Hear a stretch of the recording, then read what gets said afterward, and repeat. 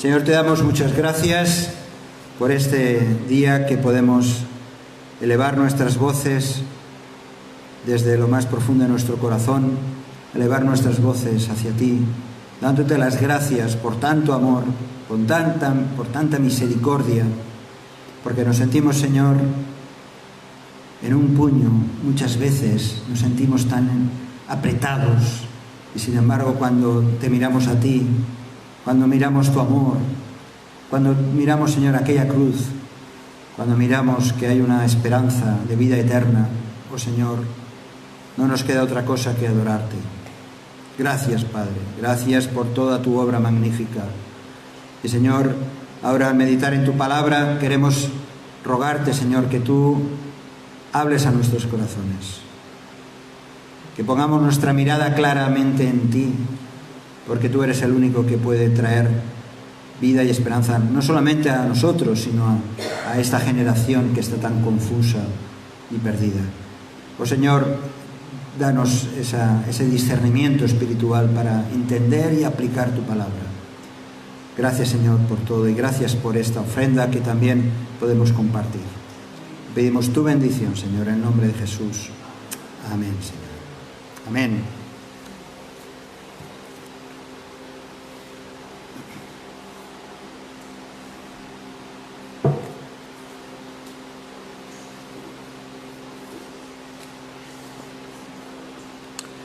¿Os acordáis el domingo pasado que tuvimos a nuestra hermana Esther Martínez? ¿Verdad? Genial, fantástico. Cómo disfrutamos, cómo el Señor la usa, nuestra querida Esther. Y antes de empezar su disertación, su mensaje, juntos estuvimos repitiendo una frase. Y os quiero pedir que hoy también lo hagamos, por favor. Así que coger vuestro boletín, la parte de atrás,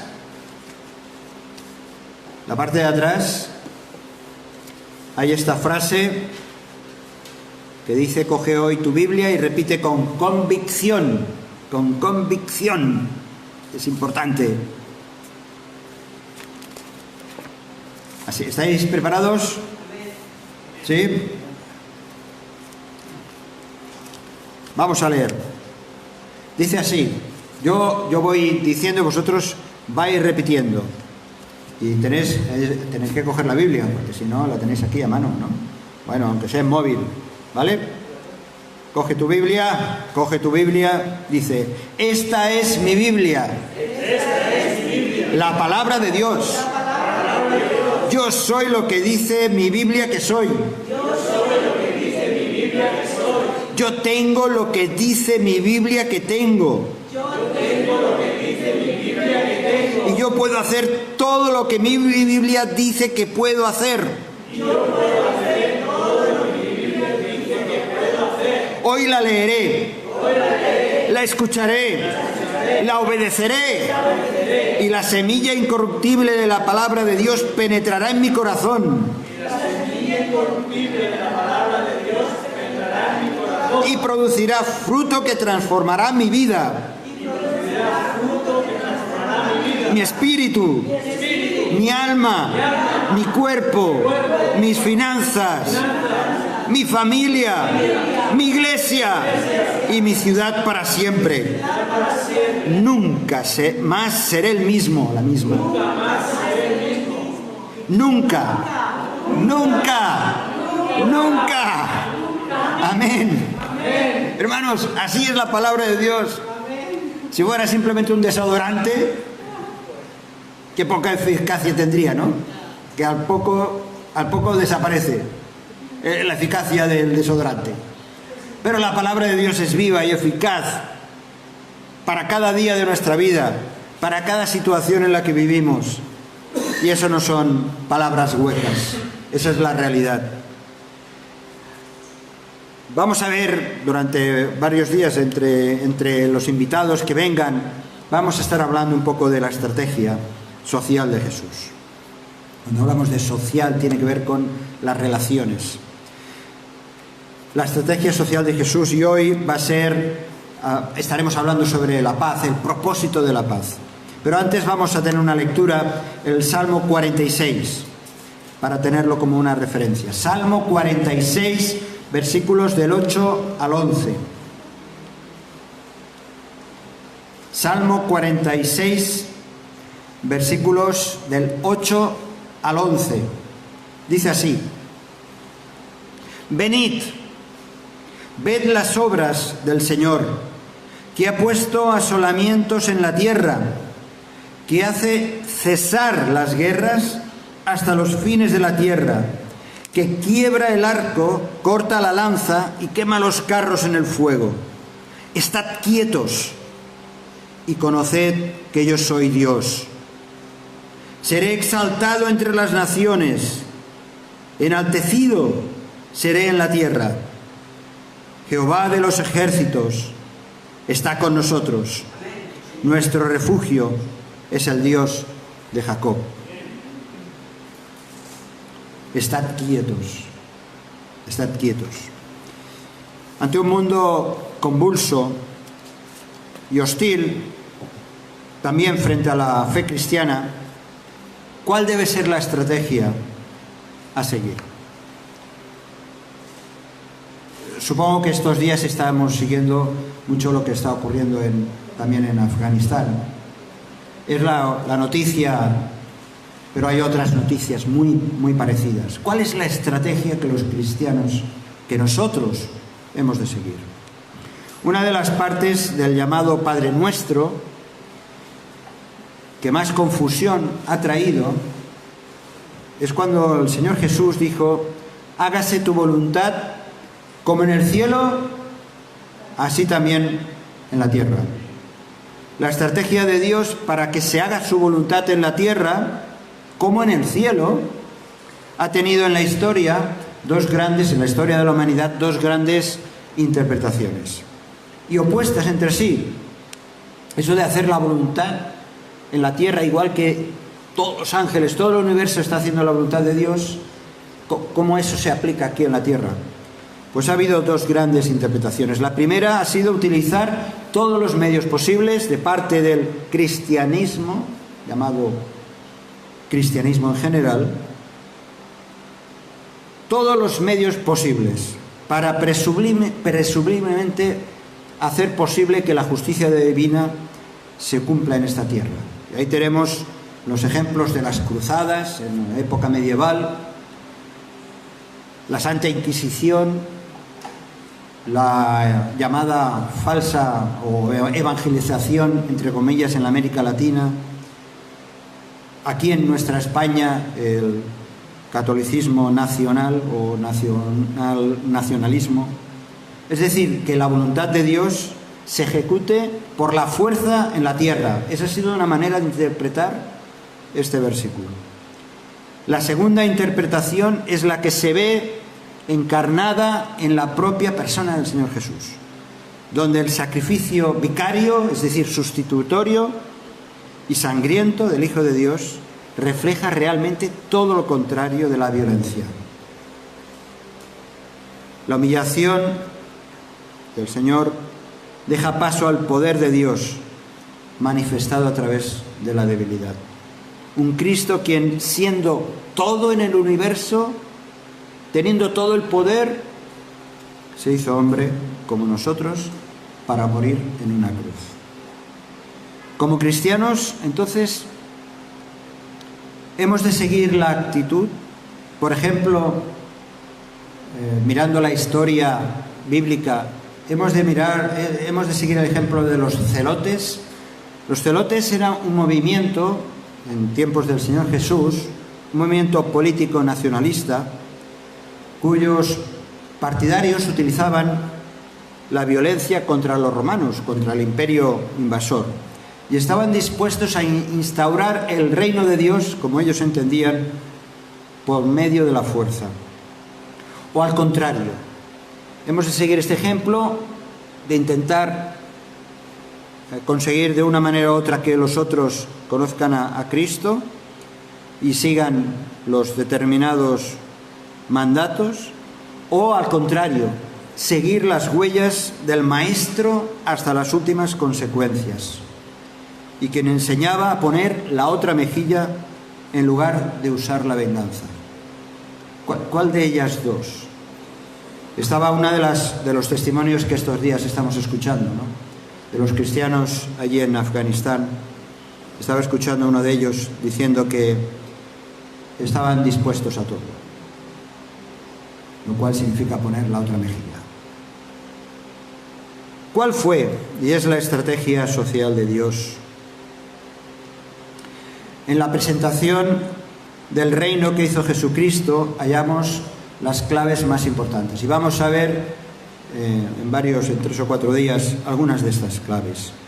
Una de ellas es esta palabra mágica, entre comillas, esta palabra que es paz. La paz.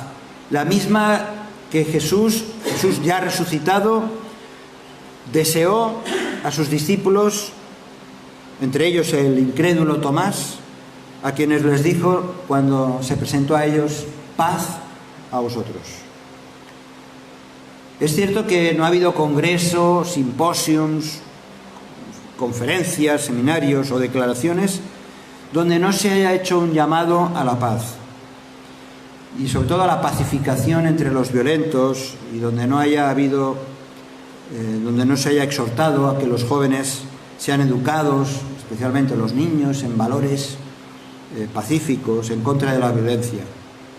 Y yo creo que eso son buenas y justas intenciones, pero no es suficiente. La palabra paz es quizás una de las más conocidas en todos los idiomas.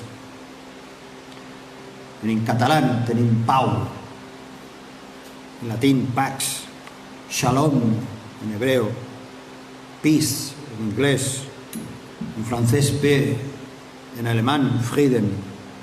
Bueno, así en todos los idiomas, y en suajili amani, pues si os interesa. En los idiomas bíblicos hay 2 palabras que se usan y que tienen esa traducción de paz. En hebreo es shalom y en griego eirene. Ambas tienen, estas 2 palabras, shalom e eirene, tienen un número amplio de significados. No solo es ausencia de guerra, que es como las personas entienden la palabra paz en general, sino que la palabra paz incluye bienestar, incluye armonía en las relaciones personales, también en la relación con Dios, en la relación incluso con el universo, con todo el orden del sistema de lo que nos rodea. Es cierto que los desconocedores, incluso los acusadores de la Biblia, denuncian que la Biblia está llena de violencia.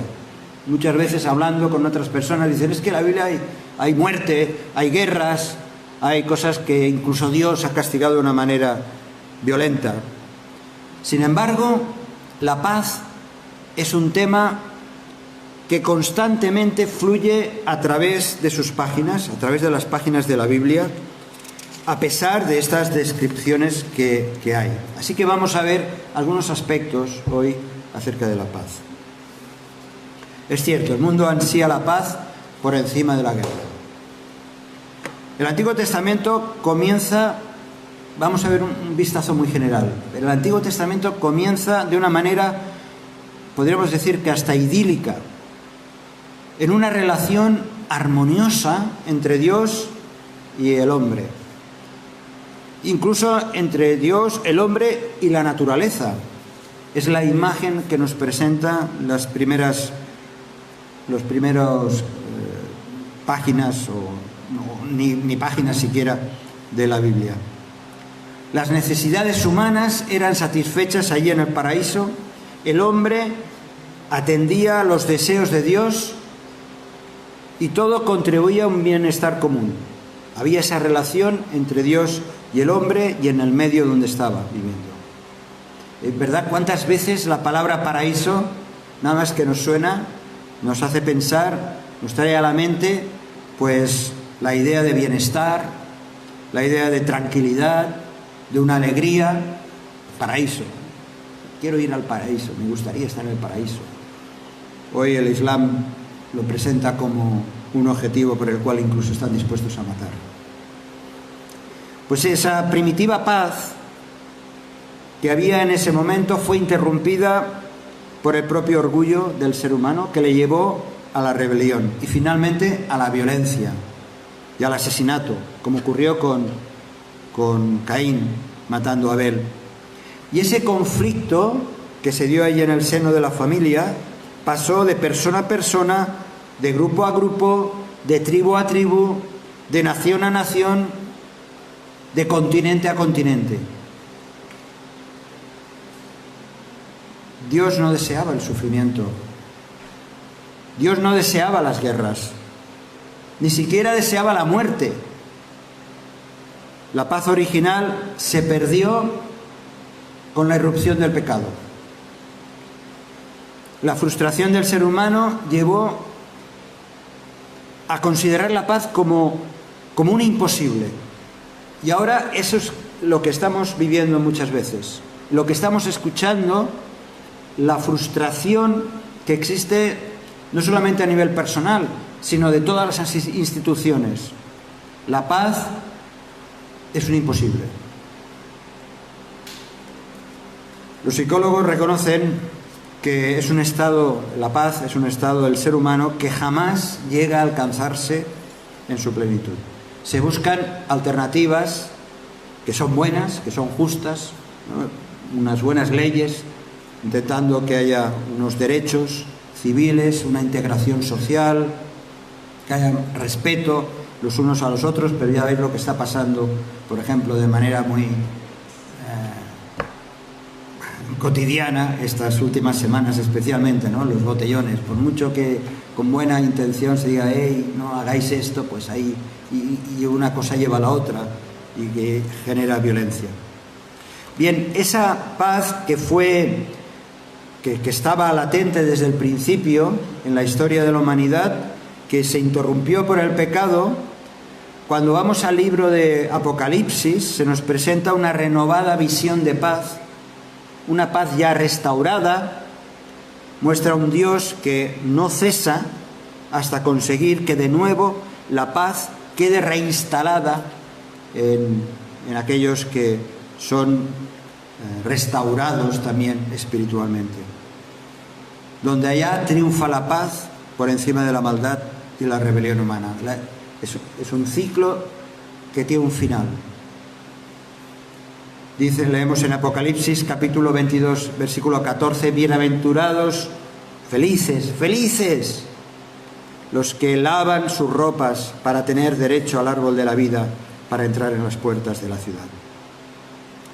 Ahora bien, tanto la visión del paraíso perdido como el final de la historia de la humanidad incluye no solo las relaciones individuales de Dios y el hombre, sino también las relaciones sociales. Me gusta mucho el versículo que ha citado Joan. Dice, considerémonos los unos a los otros para estimularnos al amor. Es decir, voy a tener en cuenta al prójimo, te voy a tener en cuenta a ti, para que eso me levante el apetito, me dé más ganas de amarte y tenerte en cuenta.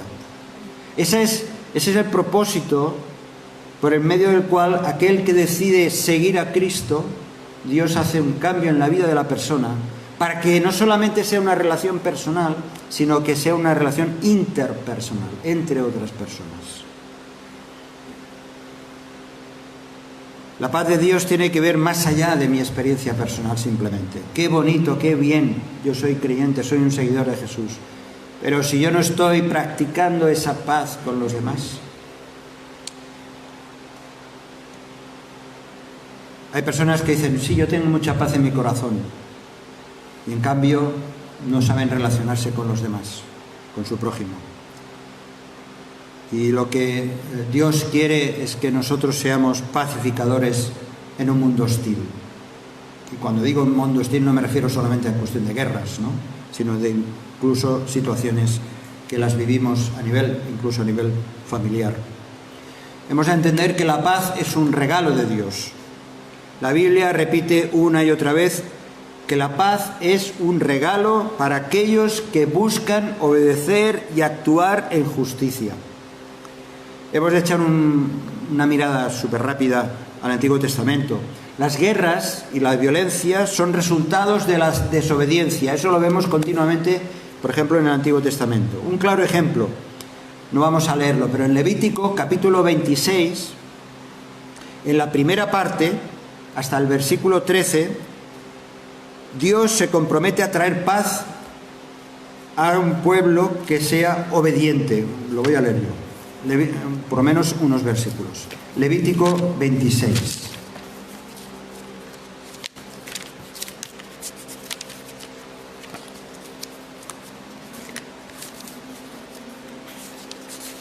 Lo voy a leer de manera rápida. Sí, Levítico 26.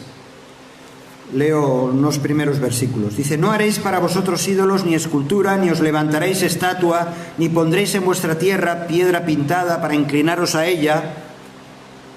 Esto algunos lo tendrían que leer, ¿verdad? Porque yo soy Jehová vuestro Dios. Guardad mis días de reposo, tened reverencia a mi santuario. Si anduviereis en mis decretos y guardareis mis mandamientos y los pusiereis por obra, yo daré vuestra lluvia en su tiempo, y la tierra rendirá sus productos, y el árbol del campo dará su fruto.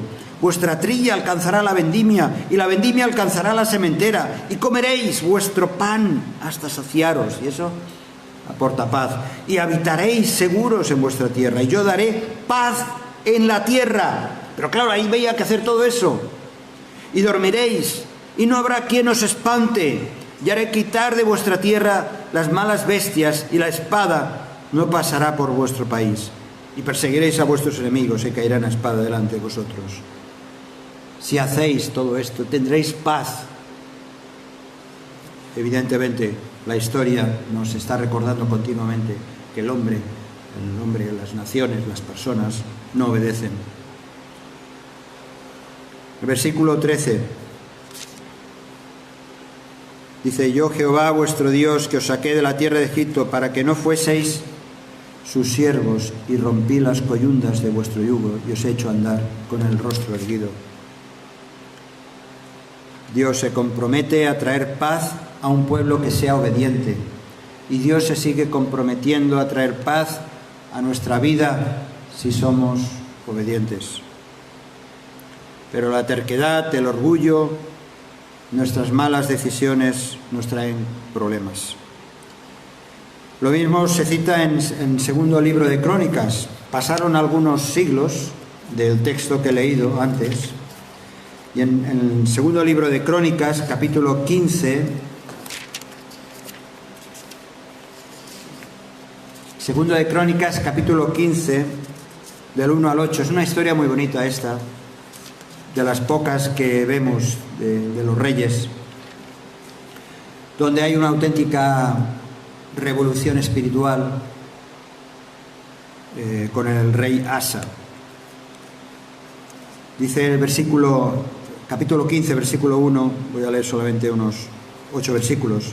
Dice: vino el Espíritu de Dios sobre Azarías, hijo de Obed, y salió al encuentro de Asa, y le dijo, Azarías, el profeta: oídme, Asa y toda Judá y Benjamín, Jehová estará con vosotros si vosotros estuviereis con él, y si le buscareis, será hallado de vosotros, mas si le dejareis, él también os dejará. No habrá paz.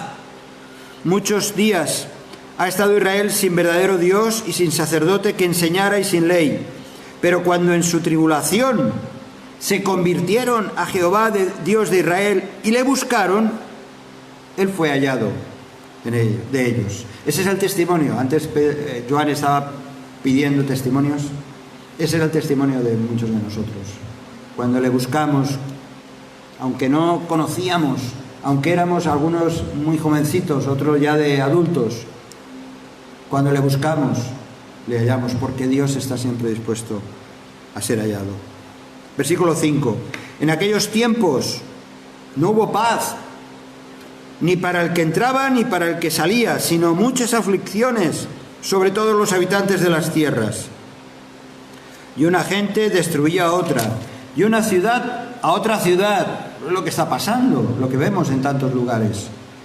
Porque Dios los turbó con toda clase de calamidades. Pero esforzaos vosotros, y no desfallezcan vuestras manos, pues hay recompensa para vuestra obra.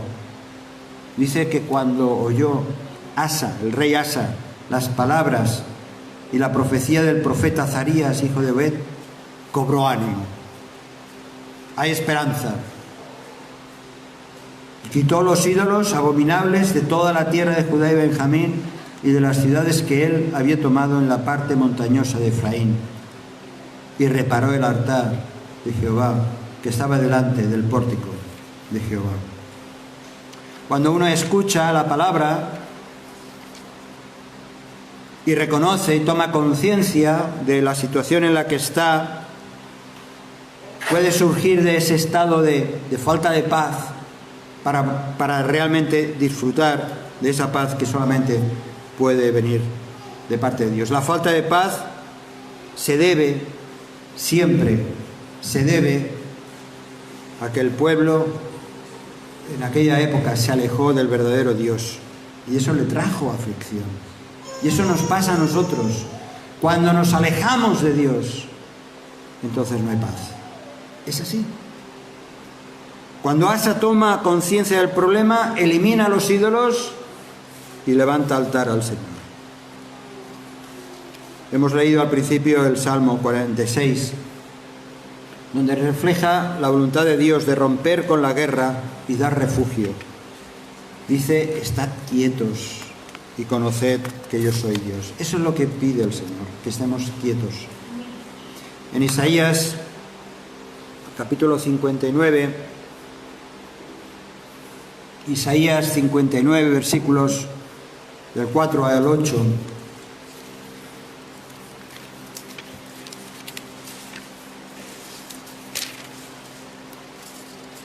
confronta el Señor a Israel y nos confronta a nosotros.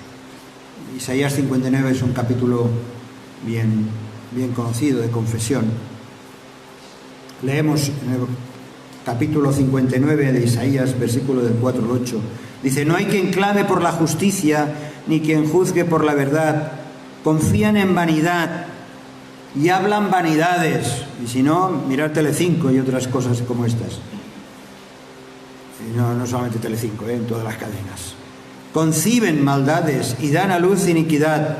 Incuban huevos de áspides, de serpientes, y tejen telas de arañas. El que comiere de sus huevos morirá, y si los apretaren saldrán víboras.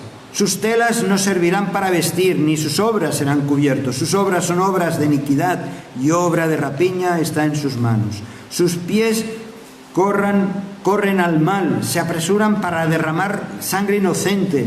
Sus pensamientos de iniquidad. Destrucción y quebrantamiento hay en sus caminos. No conocieron caminos de paz, ni hay justicia en sus caminos. Sus veredas son torcidas. Cualquiera que por ellas fuere, no conocerá paz. Esta historia se repite. Estamos hablando de hace 2700 años o así. Pero la historia se repite. La vemos continuamente. Aquel que está involucrado, aquel que está involucrado en acciones violentas, o aquel que incluso dentro del hogar hay tensión porque no tiene en cuenta a Dios, genera esta falta de paz. No conocieron caminos de paz. La ausencia de paz, vuelvo a repetir, es por la presencia del pecado. Tenemos el caso de David. ¿Os acordáis del caso de David y Salomón? Dios no permitió que David construyera el templo. ¿Por qué? Porque tenía las manos manchadas de sangre de tantas guerras y violencia por las que había tenido que pasar. Y ese privilegio de construir el templo, pues se lo cedió a Salomón, su hijo, un hombre considerado un hombre de paz. Pero vamos a fijarnos ahora en el Nuevo Testamento. Hay muchas referencias en la palabra de Dios. Y en el Nuevo Testamento hay mucha referencia acerca del Dios de paz. Y todo esto que estoy compartiendo, hermanos y hermanas, es porque quizá a veces por las expresiones que otros puedan decir, o quizá tus propias dudas, no lo sé, podemos tener la imagen que Dios no es un Dios de paz. Hay tantas acciones violentas en las Escrituras. Pero encontramos realmente la definición de que Dios es un Dios de paz. Es un Dios de muchas cosas, pero es un Dios de paz.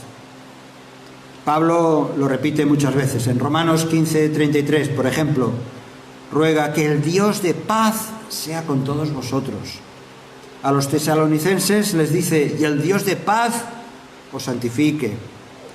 A los corintios, vivid en paz, y el Dios de paz y de amor estará con vosotros.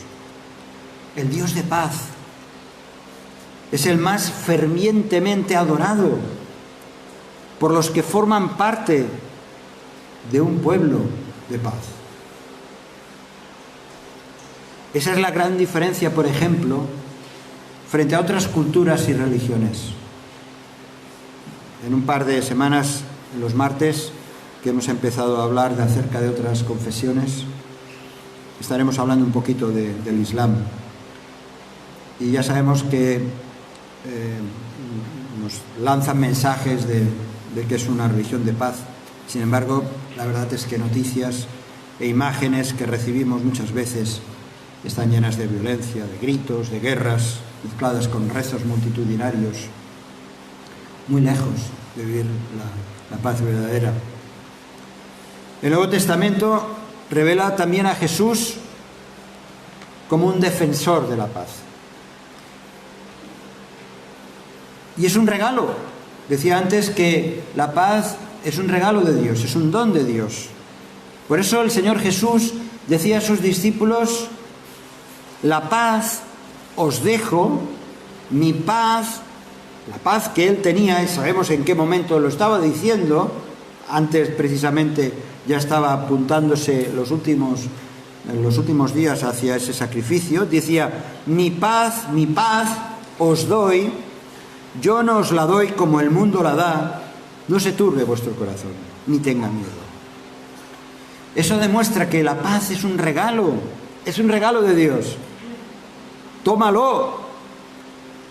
Es una dádiva concedida a aquellos que le obedecen, a aquellos que le siguen, a aquellos que hemos dicho, he decidido seguir a Cristo, a aquellos que le aman, a aquellos que quieren formar parte de su pueblo, que quieren vivir según sus planes y sus propósitos. Es un regalo. Así que vamos a aceptar ese regalo. ¿Lo vas a aceptar? Yo no sé si alguna vez has rechazado un regalo. A veces hay regalos que mejor no cogerlos, ¿verdad?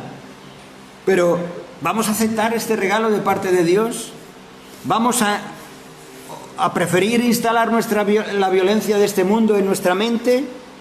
Vamos a dejar que los actos agresivos, ofensivos, dañinos que otros hacen entre sí y que a veces se instalan en nuestra propia mente, vamos a dejar que eso actúe, porque eso no deja de ser el resultado de desobediencia, de rebeldía, de pecado. Vamos a aceptar el regalo de Dios. Lo mejor es mirar la persona del Señor Jesús. Yo disculpadme, estoy siempre repitiendo lo mismo, cuando antes con Joan lo estaba diciendo, no, recordemos esto, el culto tiene que ser una auténtica alegría, celebración de Jesús, la persona del Señor Jesús. Jesús es el paradigma de la paz. La paz, la palabra paradigma tiene muchas acepciones, muchos significados. Paradigma significa el ejemplo a seguir, el molde sobre el que se deposita una materia, cualquier cosa. El paradigma es ese conjunto de características de algo o de alguien que son para imitar. Jesús es el paradigma de la paz. Jesús es el paradigma, es el ejemplo, es el molde donde tenemos que descargar nuestra vida. Y si alguien encarna la paz, ese es Jesús. Nadie como Él la trasladó, y la traslada a las relaciones también de las personas y de nuestras relaciones con Dios. Cuando lo fueron a detener, acordaos, allá en el huerto de Getsemaní, a Pedro se le ocurre sacar su espada, fuera corta o larga, y nos dice que cortó la oreja, pero yo creo que él no era torero, él no iba para cortar orejas, él quería cortar la cabeza de los que le estaban ahí, o sea que su intención era más allá que simplemente cortar una oreja. ¿Y qué hizo? ¿Qué le dijo Jesús? Aparte de sanar la oreja de Malco, le dijo a Pedro: guarda tu espada, porque los que a hierro matan, a hierro mueren. Porque la violencia engendra violencia. Y con la violencia no se va a ningún sitio, solamente al dolor, a la desesperación, al plan totalmente opuesto al de Dios. ¿Cuántas veces nos ha pasado, no sé si a ti, a mí me ha pasado, y luego echas marcha atrás, que en una discusión uno dice una palabra más alta y tú dices, pues yo, oye, y empiezas a hablar más fuerte, ¿verdad? Es un ejemplo muy sencillo, pero que nos ocurre en lo diario. La violencia engendra más violencia. La vida de Jesús fue un despliegue ejemplar de demostración de paz. Él demostró que a las puertas de la muerte era capaz de perdonar a aquellos que le habían condenado a ser asesinado. Por eso decía aquello de: Padre, perdónales, porque no saben lo que hacen. Y luego, tras su gloriosa resurrección, no hubo ni un ápice de venganza. Él podría haber hecho a aquellos que le habían asesinado y se los podría haber eliminado como nada, pero no hubo ni un ápice de venganza de parte del Señor. Todo lo contrario. Jesucristo vino a proclamar el Evangelio de la paz. La paz con Dios, reconciliándonos, pero también la paz con los hombres y entre los hombres. Pero no es posible vivir esa paz sin atender, sin escuchar, sin obedecer las palabras y enseñanzas del propio Señor Jesús. Él afirmaba, entre muchísimas cosas: las palabras que yo os he hablado son espíritu y son vida. Así que hay poder en las palabras de Jesús. Cualquiera de nosotros que se sature de sus palabras, seremos cautivados por ellas. Y eso nos llevará a la obediencia. Pero si no las escuchamos, si no las atendemos, si no las aplicamos, ¿cómo vamos a vivir en paz, con paz? Alguien dijo que Jesucristo desarrolló su obra en uno de los rincones más lejanos del Imperio Romano, allá, en aquella pobre Palestina, donde las aldeas y los pueblos eran totalmente desconocidos para el resto del imperio. Ya me diréis, Palestina, Belén, qué trascendencia tenía en los imperios del entonces. Pero la mayoría de los que le escucharon eran campesinos, eran pescadores, pescadoras, mujeres viudas, desahuciadas marginalmente, enfermos. No dejó escrito, el Señor Jesús no dejó escrito ni siquiera una carta, y mucho menos un libro. Seguramente que el rango mayor con el que tuvo relación de soldados pues fue aquel procónsul romano que le condenó a muerte, o que se quitó de encima a Jesús. Y sin embargo, todo aquel imperio terrenal de Roma cayó, y las palabras de Jesús han sido y están siendo impresionadas en la conciencia de millones y millones y millones de personas que han decidido seguirle, incluso dispuestos a entregar su vida por fe. Por lo tanto, si Jesús utilizaba esa estrategia de la paz, ¿cuál debe ser la estrategia de sus seguidores? Si Jesús usaba esa estrategia como manera de cautivar, de sanar, de restaurar, de desarrollar relaciones entre las personas, ¿qué hemos de hacer nosotros, aquellos que decimos ser sus hijos, sus seguidores, sus discípulos?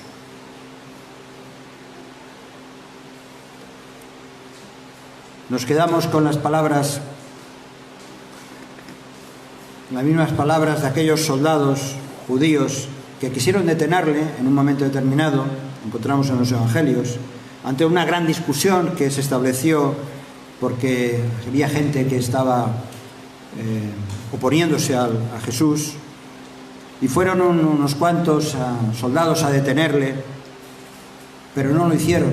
Y luego, cuando acudieron a los sacerdotes, a los principales sacerdotes, a dar cuenta de por qué no le detuvieron, ellos exclamaron: jamás hombre alguno ha hablado como este hombre.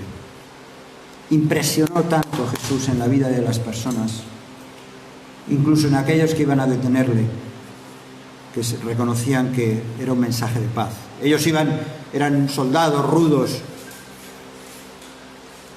acostumbrados a la pelea, a la confrontación, pero se encontraron a un hombre lleno de paz, a Jesús. Por lo tanto, si Jesús utilizaba la estrategia de la paz, ¿cuál debe ser nuestra estrategia? Como decía antes, Él es el paradigma, Él es el modelo, Él es el ejemplo que siempre hemos de aplicar. Cuando luego salgamos por esta puerta, cuando mañana lunes volvamos algunos a una cierta actividad normal, pues igual, aunque sea en el mercado, o con los vecinos, o con los familiares, hemos de poner nuestra mirada en Jesús, el paradigma, el modelo, el ejemplo de la paz. Jesús decía, recordamos en las llamadas bienaventuranzas: bienaventurados los pacificadores, porque ellos serán llamados hijos de Dios. Pacificador, alguien que impone, que destila, que contagia la paz a su alrededor. Allá donde estés, allá donde compartas, allá con quien hables, has de ser pacificador, pacificadora. En los conflictos armados, ¿sabéis? En los conflictos armados siempre hay, en las luchas, en las guerras, siempre hay personas, o surge la figura del pacificador, aquel que busca, ¿verdad?, reducir o eliminar el conflicto, la violencia, el desacuerdo, el dolor. Bien, así nos ve Jesús a nosotros. Así te ve el Señor Jesús. Te ve como un pacificador, como una pacificadora. Yo no sé si tú te ves así. ¿Cuántas veces hemos de frenar el carácter, verdad? Cómo hemos de ser moldeados por el Señor. Porque nuestro pronto surge. En cambio, el Señor nos está contemplando como pacificadores. En Hebreos capítulo 12, versículos del 12 al 15, dice: levantad las manos caídas y las rodillas paralizadas, y haced sendas derechas para vuestros pies, para que lo cojo no se salga del camino, sino que sea sanado. Seguid la paz con todos y la santidad, sin la cual nadie verá al Señor. Mirad bien, no sea que alguno deje de alcanzar la gracia de Dios, que brotando alguna raíz de amargura os estorbe y por ella muchos sean contaminados. Es la otra alternativa. O hay amargura o hay paz. Si hay paz, vas a bendecir. Si hay amargura, vas a contaminar.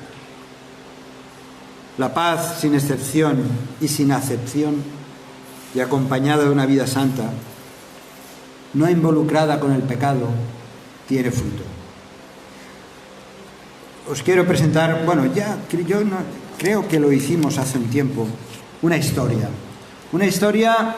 misionera, de esas que son reales, que ocurrieron, y de un matrimonio que es la historia de David y Svea Flood. Es una muestra de cómo los pequeños gestos de paz en medio de una situación de violencia puede traer consecuencias eternas. Voy a pedir a Guillermo y a Patricia, por favor, subid aquí. Es una historia, a lo mejor la conoces, la habrás leído, está en algunos libros y también por internet. Es una historia muy sencilla, pero quiero pediros vuestra atención. Ellos van a representar dos de los personajes. Bueno, son simplemente unas frases. ¿Lo tenéis? Por el año 1921, David y Svea Flood, una pareja de misioneros, viajó con su hijo de 2 años desde Suecia hasta el centro de África, a lo que en ese entonces se conocía como el Congo belga. Allí se encontraron con los Eriksson, Joel y Berta, otra pareja joven escandinava, y los 4 comenzaron a buscar juntos la dirección de Dios. En esa época de sensibilidad, devoción y sacrificio, sintieron que Dios los estaba guiando a dejar el sitio principal de la misión y llevar el Evangelio a un área remota del país. Ese fue un gran paso de fe. Luego de adentrarse 120 kilómetros al interior de la selva, a filo de machete, llegaron al pueblo de Ndolera. Allí fueron rechazados por el jefe, que no les permitió entrar a su dominio por temor a enojar a los dioses locales. Ellos buscaron otras aldeas, pero también fueron rechazados. Las 2 parejas optaron entonces por subir a 1,5 kilómetros por una cuesta de una montaña hasta llegar a un lugar donde pudieron construir sus propias chozas de barro. Oraron para que hubiera un avivamiento espiritual, pero no hubo ninguno. El único contacto que tuvieron con los habitantes fue con un muchacho joven a quien se le permitía venderles a los misioneros frutas, huevos y gallinas 2 veces por semana. Svea, una mujer diminuta, de solamente 1,20 metros de estatura, decidió que si este era el único africano con quien iba a poder hablar, procuraría guiar al muchacho a Jesús. Y de hecho, tuvo éxito. Pero no había otros incentivos para seguir adelante. Mientras tanto, la malaria atacaba a los miembros del pequeño grupo, uno tras otro. Con el tiempo, los Eriksson decidieron que habían sufrido lo suficiente y se fueron para volver al sitio donde estaba la misión central. David y Svea Flood se quedaron solos. No solo eso, sino que pronto Svea, la mujer, quedó embarazada en esa tierra inculta y primitiva. Cuando le llegó el tiempo de dar a luz, el jefe del pueblo tuvo suficiente compasión como para permitir que una comadrona le ayudara. Así nació una pequeña niña, a quien llamaron Aina. Svea, la madre, había estado débil antes del parto por los ataques de la malaria que había sufrido. El parto la dejó agotada y sin resistencias. Solo duró 17 días. En ese momento, algo dentro de David murió, el marido. Cavó una sepultura, enterró a su esposa de 27 años de edad y llevó a sus hijos al lugar donde estaba la misión. Le entregó su hija recién nacida a los Eriksson y dijo amargamente: Me vuelvo a Suecia. He perdido a mi esposa. Es obvio que no puedo cuidar de este bebé. Dios ha arruinado mi vida. Con esto partió hacia el puerto, rechazando no solamente su llamado, sino a Dios mismo. 8 meses más tarde, a los esposos Eriksson les dio una enfermedad misteriosa y murieron. Pocos días después, el uno tras otro. La pequeña criatura fue entregada a unos misioneros americanos, Arthur y Anna Berg, quienes le cambiaron el nombre de Aina por Aggie. Ella pasó gran parte de su infancia sola y frecuentemente jugaba juegos imaginarios. Fingía que tenía 4 hermanos y una hermana y ponía la mesa para ellos y les conversaba. Ella simulaba que su hermana la buscaba cuando la niña tenía 3 años de edad. Entonces la trajeron a Estados Unidos. Los misioneros llegaron a amar a la pequeña niña de todo corazón y temían llevarla de nuevo a África por miedo a algún obstáculo legal que los pudiera separar de ella. Decidieron por eso quedarse en su país natal y dejar el campo misionero para ser pastores. Fue así que Aggie se crió en Dakota del Sur, Estados Unidos. De joven asistió al colegio bíblico North Central de Minneapolis. Allí conoció a un joven llamado David Hurst y se casó con él. Pasaron los años. Los Hurst estaban gozando de un ministerio fructífero. Aggie dio a luz primero a una niña y luego a un niño. Con el tiempo, su marido llegó a ser presidente del Northwestern Bible College de Seattle, Washington. Perdóname en inglés. Y a Aggie le intrigó el hecho de encontrar tanta herencia escandinava allí. Recordad que ella procedía de una familia sueca. Un día apareció en su buzón una revista religiosa sueca. Ella no tenía idea de quién pudo haber mandado y por supuesto no podía leer las palabras. Fue educada en inglés. Pero al darle vuelta a las páginas, de repente se encontró con una foto que la dejó pasmada. Allí, en un lugar primitivo, había una tumba con una cruz blanca y sobre la cruz las palabras Svea Flut. Allí se subió al coche y fue directo a un miembro de la facultad de la universidad que podía traducir el artículo. ¿Qué dice esto? Le preguntó. El instructor hizo un resumen de la historia. Se trataba de unos misioneros que llegaron a Endolera mucho tiempo atrás. El nacimiento de una bebé blanca, la muerte de la madre joven, el pequeño muchacho africano que fue guiado a Cristo, y cómo después que todos los blancos se fueron, el muchacho creció y por fin persuadió al jefe que lo dejara construir una escuela en el pueblo. El artículo decía que poco a poco ganó a todos los estudiantes para Cristo. Los estudiantes guiaron a sus padres. En total, unos 600 creyentes cristianos en ese pueblo. Allí esta mujer supo además que su padre se había casado con la hermana de su madre y que habían tenido 3 niños y una niña aparte de su hermano mayor David. Allí realmente tuvo los 4 hermanos y la hermana con quienes había soñado desde niña y se propuso encontrarlos. Para el 25º aniversario de las bodas de los Hurst, las bodas de plata, el colegio le regaló unas vacaciones a Suecia. Allí procuró encontrar a su padre, quien había derrochado su vida en el alcoholismo.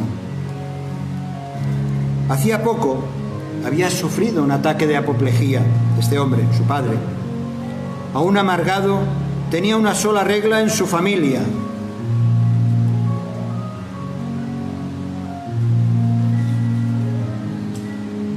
nunca mencioné el nombre de Dios porque Dios me quitó todo. Cuando Aggie encontró a su hermano, le dijo: Toda mi vida había soñado contigo.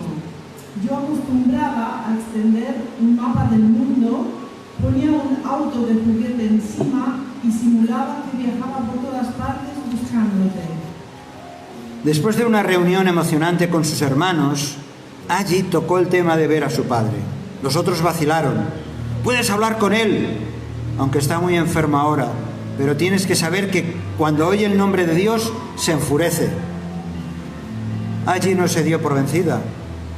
Entró en el apartamento sucio, donde había botellas de licor por todos lados, y se acercó al hombre de 73 años, su padre, acostado en una cama desarreglada.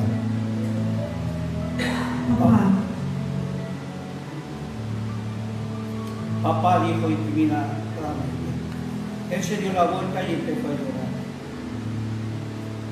Aina, nunca fue mi intención enterrarte. Está bien, papá. Dios cuidó de mí. Al instante el hombre se puso tenso.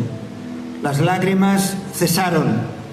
Dios se olvidó de todos nosotros. Esto nos ha pasado por causa de él. Luego de haber dicho esto, se dio vuelta con su rostro hacia la pared. Allí lo acarició y sin temor continuó. Papá, tengo una pequeña historia que contarte y no te estoy mintiendo. No fuiste al África en vano. Mamá no murió en vano. El pequeño muchacho que ganaste para Cristo creció y ganó al pueblo entero para Jesucristo. La pequeña semilla que sembraste siguió creciendo y creciendo. Hoy hay 600 personas africanas que están sirviendo al Señor porque fuiste fiel al llamado de Dios en tu vida.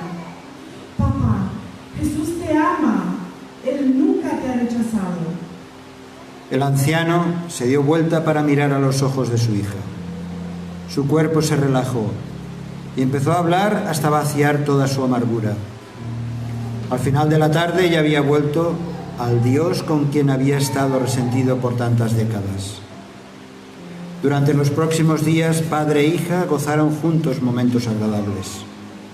Allí y su esposo pronto tuvieron que volver a Estados Unidos y unas semanas más tarde, David Flood pasó a la eternidad. Unos años después, los Hars estaban asistiendo a una convención de evangelismo en la ciudad de Londres, en Inglaterra, donde oyeron un informe de la nación del Zaire, anteriormente Congo belga. El superintendente de la Iglesia Nacional, que estaba representando a unos 110.000 creyentes bautizados, habló elocuentemente de la propagación del Evangelio en su nación. Allí no pudo menos que preguntarle después si alguna vez había oído hablar de David y Svea Flood. Sí, señora, respondió el hombre en inglés, por medio de un traductor. Fue a Svea Flood la que me guió a Jesucristo. Yo fui un muchacho que les llevaba comida a sus padres antes de que usted naciera. Incluso hasta el día de hoy, todos nos honramos la tumba de su madre y de su memoria. Él la abrazó y lloró profundamente. Luego continuó: tiene que venir al África para que vea con sus propios ojos. Con el tiempo, eso fue exactamente lo que Aggie Hars y su marido hicieron. Al llegar, fueron recibidos por el gentío alegre del pueblo. Allí también llegó a conocer al hombre que fue empleado por su padre muchos años atrás para bajar la montaña con ella en una hamaca que le servía de cuna. Por supuesto que el momento más dramático fue cuando el pastor llevó a Aggie a ver por sí misma la cruz blanca de su madre. Ella se arrodilló junto a la cruz para orar y dar gracias a Dios.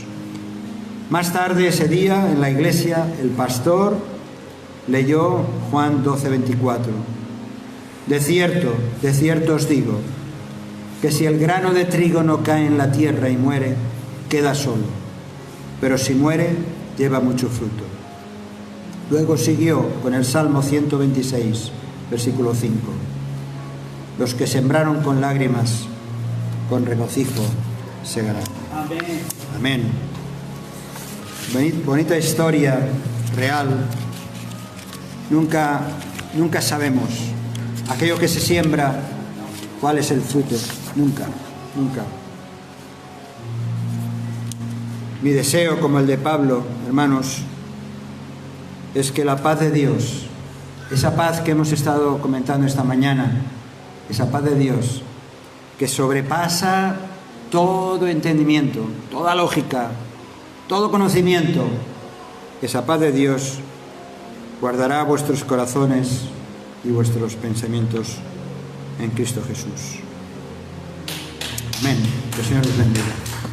Si este mensaje te ha bendecido o te ha ayudado en algo, puedes suscribirte a nuestro canal de YouTube.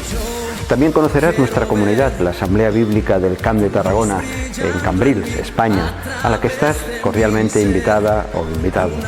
También puedes seguirnos por las redes sociales. Los enlaces los encontrarás aquí abajo y podrás visitar nuestra página, así como conocer nuestros programas radiales y podcasts de Yum Radio. ¿Qué? ¿Te suscribes ya a nuestro canal?